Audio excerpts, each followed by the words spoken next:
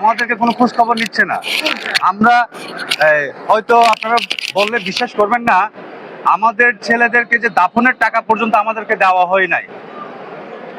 তাহলে আমরা কিভাবে যে 5 কোটি টাকা কিভাবে পাবো আমরা? তো সরকারের সদিচ্ছা থাকতে হবে। এখন দেখা যাচ্ছে ইউনূস সরকারও সদিচ্ছা ছিল না। এখন বর্তমান সরকারকেও আমরা জানাইছি, জানানোর পর বর্তমান সরকার বলল আমি দেখবো।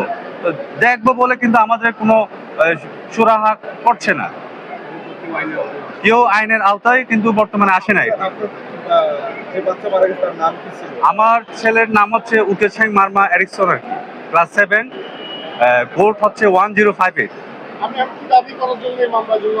না, আমি ন্যায় বিচার শাস্তির জন্য আমি আদালতে শরণাপন্ন হয়েছি। আমি অপরাধীদের আইনের আওতায় নিয়ে আসতো। সর্বোচ্চ সর্বোচ্চ যেটা আইনের মধ্যে যেটা আছে, ভবিষ্যতে যাতে এরকম যাতে না হয় মতো সেই আইনটা আমি চাচ্ছি আর কি, ন্যায় বিচার চাচ্ছি। আমার মতো যাতে আর কেউ পিতাহারা সন্তানহারা এরকম যাতে না হয় মতো। যুদ্ধ কবলিত দেশেও স্কুলে এবং হাসপাতালে যে অ্যাটাক করা, সেটাও হলো যুদ্ধাপরাধের সামিল।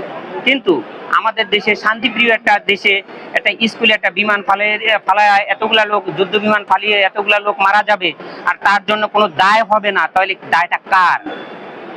দায়টা কি তাহলে আমাদের? যেন আমরা সন্তান জন্ম দিয়েছি, আমরা সন্তান স্কুলে পড়িয়েছি, এই জন্য কি আমাদের দায়? নাম্বার সাক্ষী তার একটা সন্তান। এই যে একটা 28টা শিশু পৃথিবী থেকে বিদায় হয়ে গেল, তখনকার যারা ক্ষমতায় ছিলেন তাদের ঘরে ডোর টু ডোর তাদের কাছে এরা ন্যায় বিচারের জন্য গিয়েছিল, বাদী এবং সাক্ষীরা।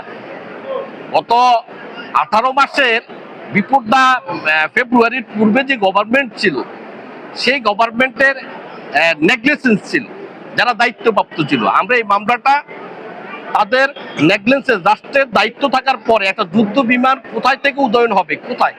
এখানে যেখানে 2 কোটি মানুষের বসবাস ঢাকা শহরে, এখানে একটা যুদ্ধ বিমান উদয়ন হতে পারে না। তাদের রিপোর্টে আসছে যে এটা ত্রুটিজনিত ঘটনা। তো ত্রুটিজনিত what is this negligence matter? এই নেগলিজেন্সের দায়িত্ব নেবে কে? তুমি রাষ্ট্রের দায়িত্বে আছো, তুমি চিফ মার্শাল ইয়ার, তুমি জানো না তোমার এই বিমান, যুদ্ধ বিমানটা এখান থেকে উদয়ন হবে, আর এটা গিয়ে একটা স্কুলে পড়বে, সেখানে নিরীহ শিশুরা, কোমলমতি শিশুরা মারা যাবে। শিশু সহকারে 35 জন মৃত্যুবরণ করেছে, 172 জন পঙ্গু হয়ে গেছে, যারা পৃথিবীতে যারা জীবনে তার মেরুদণ্ড সোজা হয়ে দাঁড়াতে পারবে না। এইটা একটা জাতির এই এত বড় দুর্ঘটনা, জাতির সাথে তারা কি প্রতারণা করছে, তারা